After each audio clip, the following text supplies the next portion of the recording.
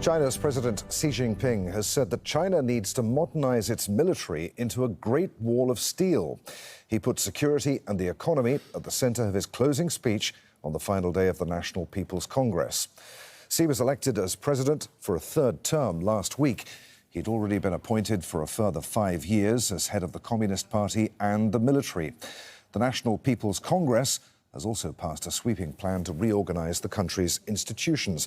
Al Jazeera's Katrina Yu is in Beijing and has more on the importance of President Xi's speech.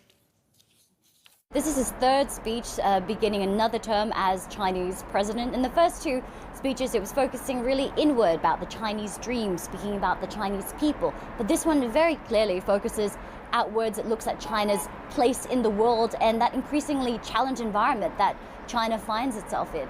Now, we spoke a little bit about China's history. He mentioned quite pointedly China's history suffering at the hands of foreign bullies. And he talked about how the Communist Party rescued China, helped to make it a modern nation, and now the focus and the task at hand is really about making China stronger. And he spoke about this in two areas. First, when it comes to the economy, securing China's social, economic stability, focusing on innovation, nurturing new talent.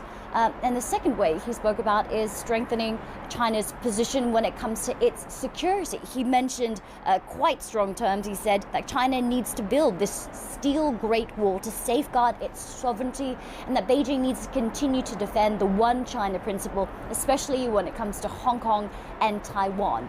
Now, this speech, I think, is a direct response to China's increasingly tense relationship with the United States. And that relationship has really started to threaten both China's position economically as well as geopolitically. Economically, Washington has placed some strong sanctions targeting Chinese firms, and that's impacted Chinese technology firms as well as their access to the global market. And also, Washington has become closer to Taiwan, which has really angered Beijing because Beijing sees that self-ruled island as a part of its territory, and Xi Jinping himself has said time and time again that that territory will be unified again with China, be it peacefully or through the use of force.